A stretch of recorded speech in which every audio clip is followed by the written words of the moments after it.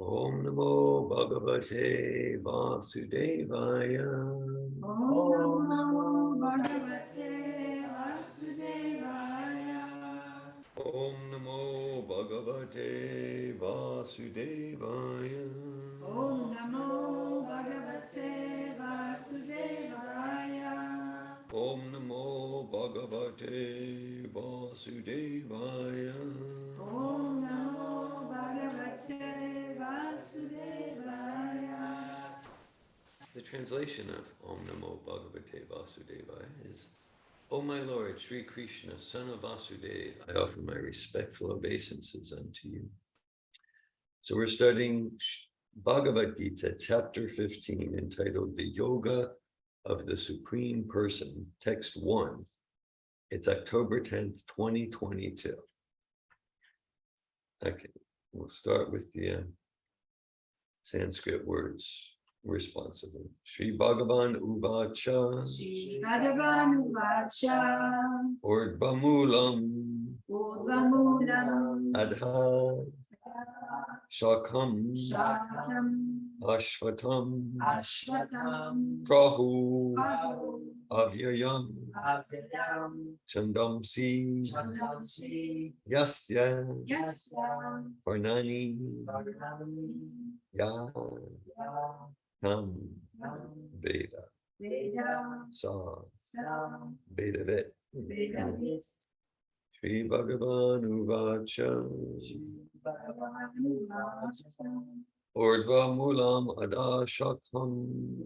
Mulam Dashakyam. Ashvatam Prahur Avyayam. Ashvatam. Chandam Si Yasya Parnani. Yas Tam Veda Sa Vedavit. Shri Bhagavan Uvacha. Urdhva Mulam Adashakam.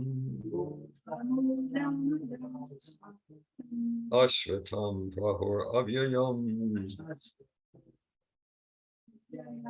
Chandam Si Yasya Parnani.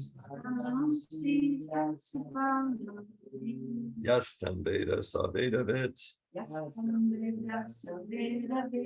Shri Bhagavan Uvacha. Urdhvamulam Adashakam. Ashvatam Prahur Avyayam. Chandam Si Yasya Parnani. Yastam Veda Sa Vedavit. Shri Bhagavan Uvacha. Shri Bhagavan Uvacha. Urdhvamulam Adashakam. Ashvatam Prahur Avyayam. Ashvatam Prahur Avyayam. Chandam Si Yasya Parnani. Chandam Si Yasya Parnani. Yastam Veda Savedavit. Yastam Veda Sa Vedavit. Shri Bhagavan Uvacha. Shri Bhagavan Uvacha. Urdhvamulam Adashakam. Urdhvamulam Adashakam. Ashvatam Prahu Avyayam.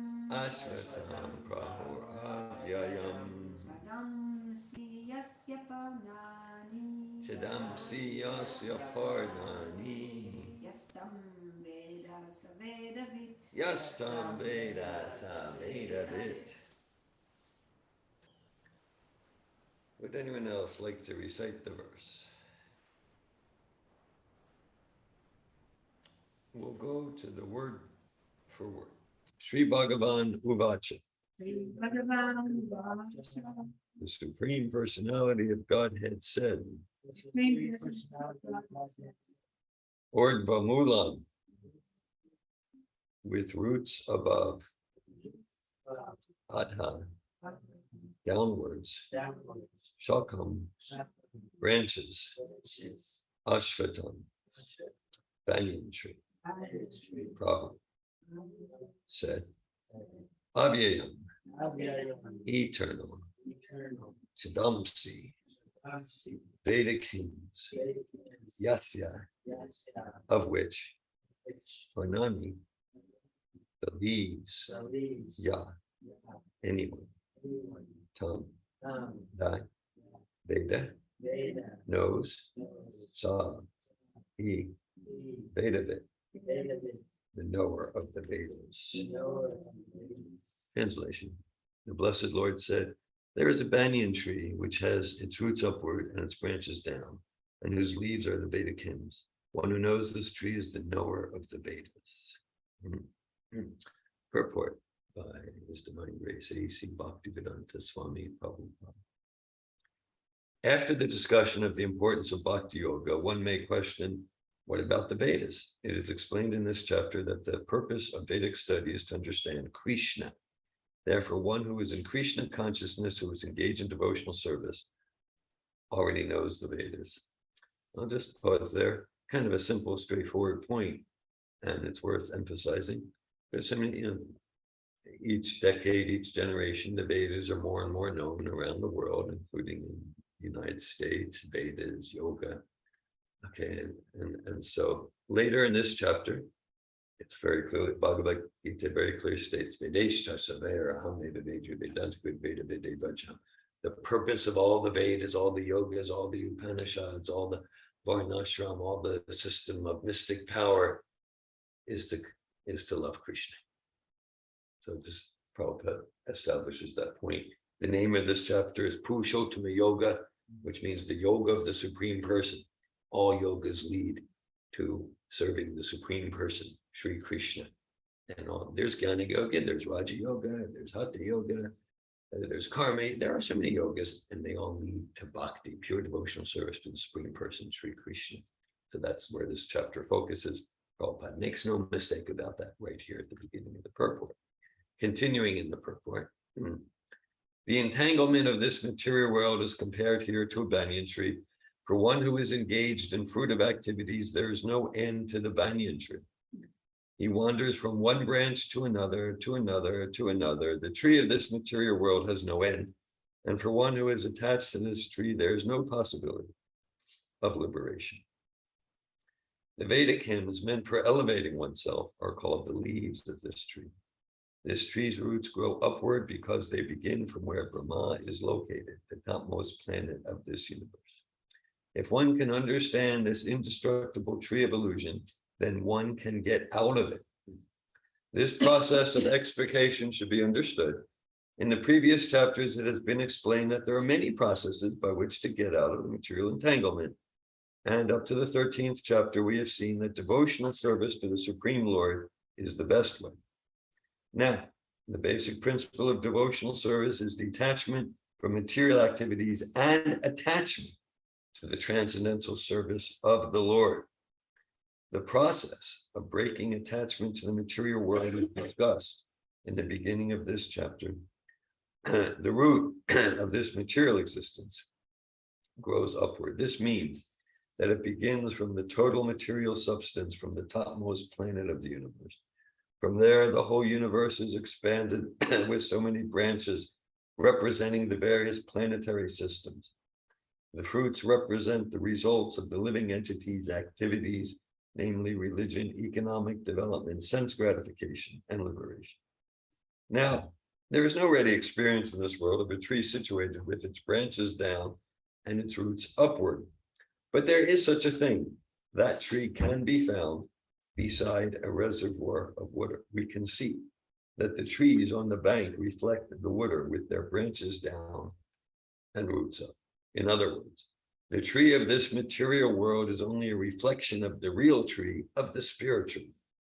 This reflection of the spiritual world is situated on desire, just as the tree's reflection is situated on water. Desire is the cause of things being situated in this reflected material light.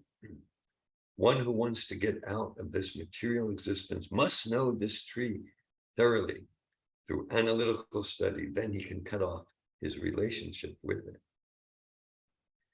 I'll just pause again there. Prabhupada writes again, very simple, clear point.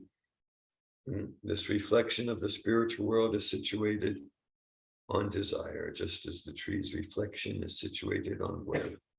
Desire is the cause of things being situated in this reflected material light. Just yesterday, I was reading some transcribed lectures from the 5th canto of Srimad Bhagavatam from Srila Prabhupada. And he said, this world is not Maya. He said, it's the intention of the living entity. Intention, desire, clear intention. So, depending on our desire, we're in the material world or spiritual world. So it's all based on our desire. So it means like if we're not fully in spiritual consciousness, there's no one to blame. We can just look in the mirror and that's who's responsible. And the encouraging aspect of that is that, whatever is happening, whatever things aren't going well, they're going well, whatever cataclysm, catastrophe, whatever battle we're fighting, nothing can get in the way of us sincerely desiring to serve Krishna. Sabai pumsam parodamo yato bhaktirat hokshaje. Ahetuki pratyataya yatma supersidati.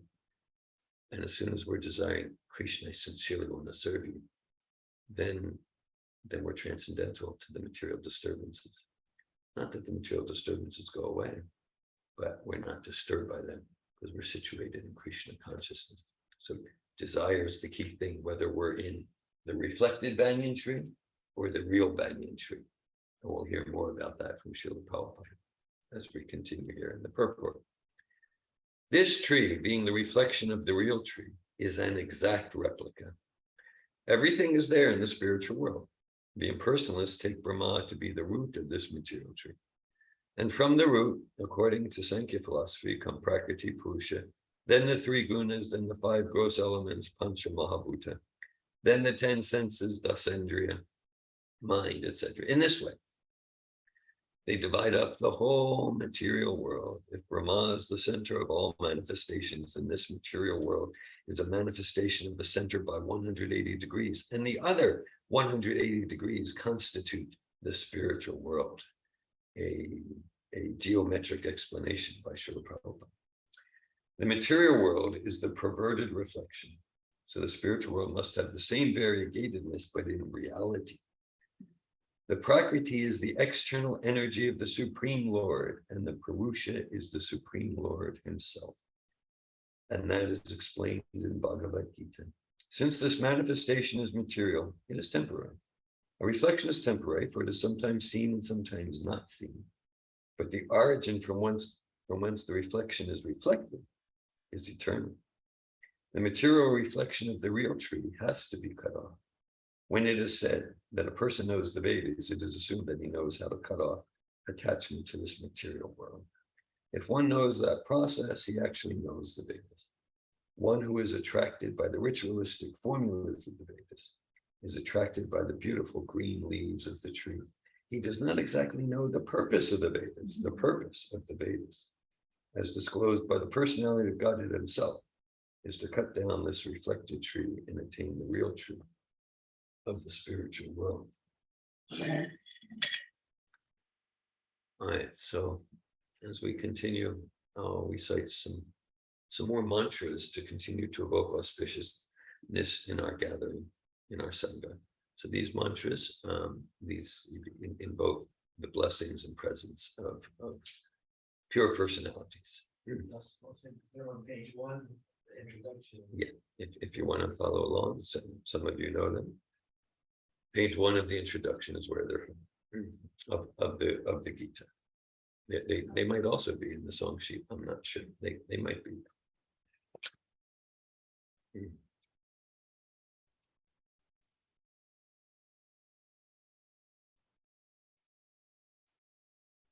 Om Angana Timirandasya Gananjana Shalakaya Chakshurunmili Tamyena Tasmai Shri Gurave Shri Chaitanya Mano Bhishtam Stapitam Yena Bhutale Svayam Upakadamayam Darati Svapadantikam Vandeham Shri Guru Shri Utapadakamalam Shri Gurun Vaishnavamscha Shri Rupam Sagrajatam Saganaragnatam Vitam Tam Sajivam Sadvaitam Savadutam Parijana Sahitan Krishna Chaitanya Devam Shri Radha Krishna Padan Sagana Lalita Shri Vishakanditam Nischa Hey Krishna Karuna Sindhu Dinabandhu Jagatpate Gopisha Gopika Kanta Radha Kanta Namostute Tapta Kanchana Gorange Radhe Vrindavaneshwari Vishabhanu Sute Devi Pranamami Hari Priya Vansikalpata Yugyascha Kripa Sindhu Bhyavacha Patitanan Pavanebhyo Vaishnavebhyo Namo Namaha Jai Shri Krishna Chaitanya Prabhu Nityananda Shri Advaita Gadadara Shri Vasadi Gaura Bhakta Vrinda Hare Krishna Krishna Krishna Hare Hare Hare Rama Rama Rama Hare Hare Nama Om Vishnu Padaya Krishna Prastaya Bhutale Srimate Bhakti Vedanta Swami Niti Namine Namaste Saraswati Devi Gauravani Pacharine Nirvishesha Shunyavadi Paschacha Desha Tarine Bhagavad Gita Chapter 15 Text 1 Sri Bhagavan, that's Sri Krishna speaking to Arjuna.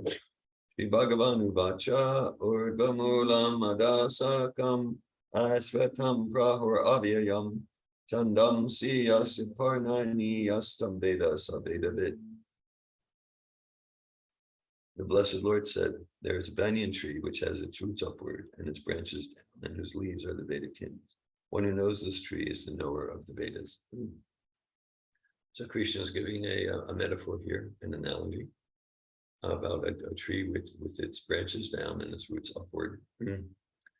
And so Prabhupada, so Arjuna is apparently just getting it immediately, but a tree, what is it doing? So Prabhupada's giving a purport, he's explaining. So that, yeah, if we're standing on a riverbank and on the other side, or a lake, and on the other side there's a tree, the reflection has its branches down, its roots up. So the reflection, that's the material world, that's material existence, that's Maya. And then there's, and Prabhupada emphasizes, okay, and there's the real banyan tree, right? A reflection or a shadow indicates the substance. Okay, so the reflection, it's not that it's false, it's real as a reflection. Srila Prabhupada, in one of his talks on this verse, he says, just like, let's say if someone is holding you by the legs and your head's down and your legs are up, he said, is that a very comfortable position? Said, will you be happy? No, it's a very uncomfortable position. So his point is, yeah, the whole material world is uncomfortable. The whole material world is suffering and misery. Right? Okay, so it's like, yeah, it's like if, let's say we want the fruit, well, banyan tree would have a fig. Oh, we want, but we go into the reflection. We go into the reflection. There's nothing substantial there. So that's material life. There's nothing substantial in that relationship, in that if I can just get the money, if I can just get that approval, get that respect. So we don't get it. But if we do get it, we need to admit it's not satisfying. It's not satisfying. So it's not satisfying because it doesn't touch the actual self. So many analogies. We're not the car, we're the driver of the car. Sure, we can take care of the car. We can fill it with gas and clean it and wash it and get it detailed, whatever that means. And and that's fine. I haven't had water for 2 days. I haven't eaten for weeks. I haven't taken a bath or a shower for weeks. So like I'm shriveling and dying. It's like no, but the windshield wiper fluid. No, but that's the car. So it's not going to touch the self. It's not going to touch the self. I once heard a comedian say, yeah, trying to be satisfied with material acquisition is like trying to fill hunger by taping sandwiches to your body. I'm sorry, I just put that image in your mind, but it's there now. Nothing you can do. Probably at least for the rest of the day. There it is. So yeah, so we'll never be satisfied. Yeah, with that, with reflection. Okay, because our nature is such Chidananda, eternally full of bliss and knowledge. So the first Sat, we're eternal. We're only going to be fulfilled. We, the spirit soul, the irreducible quanta of consciousness that animates the body, will only be satisfied with pleasures that are eternal, pleasures that are never crushed by time. Yeah. So,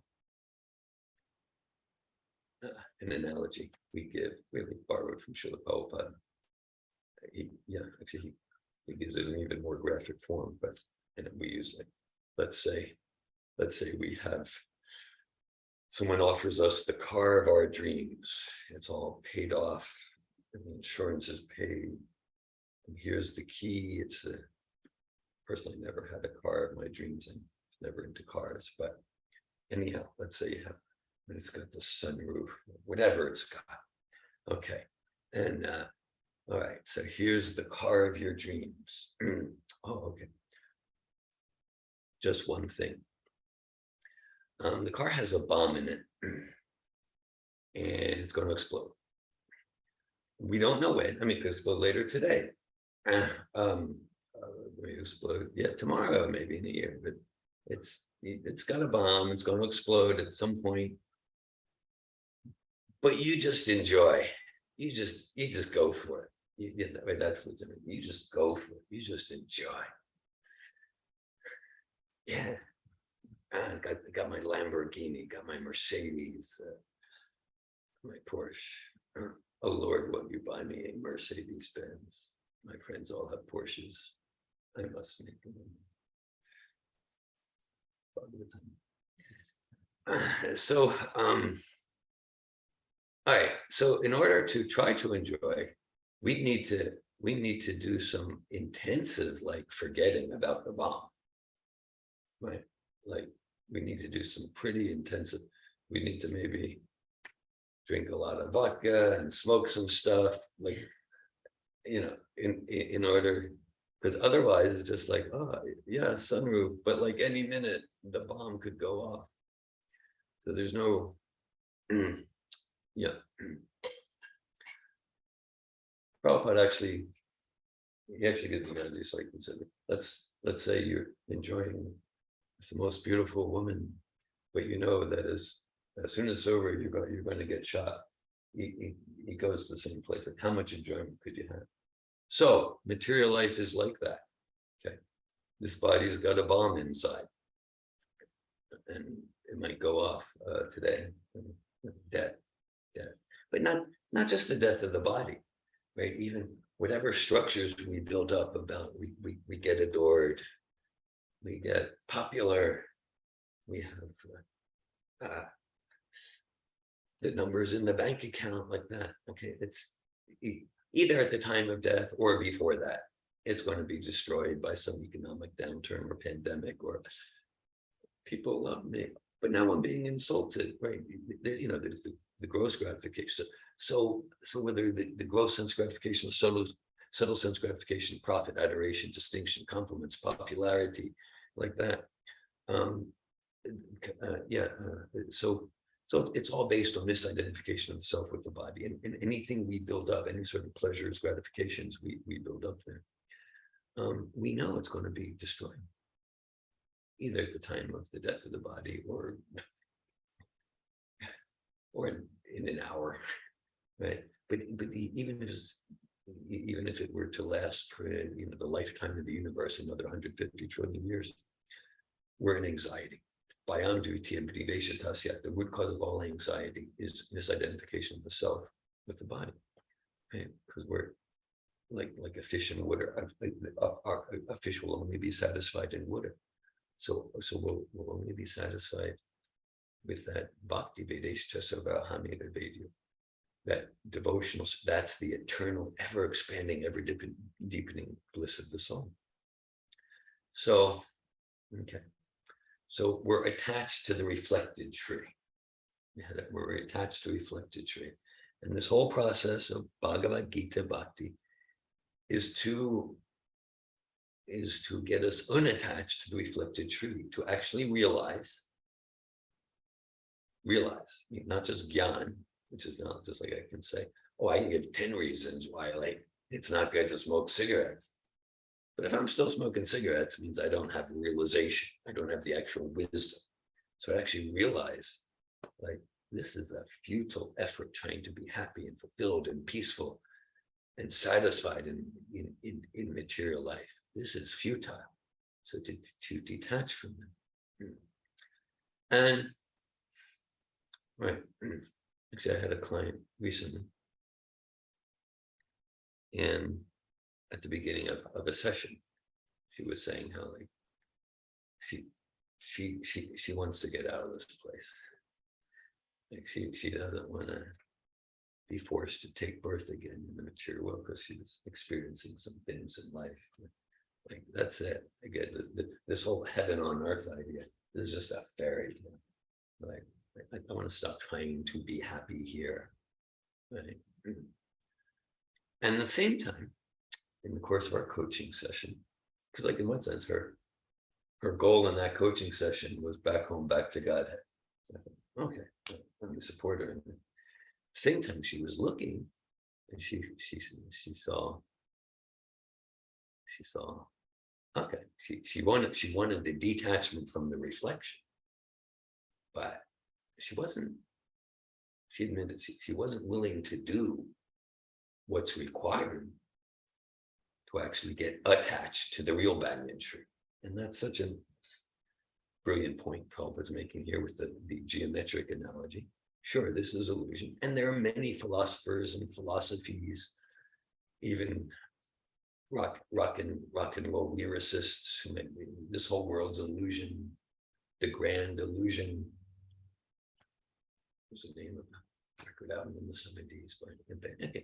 And it's true, and you can say the Buddhist philosophy is practically all about the illusory nature of the world, and it's true. It's valid knowledge.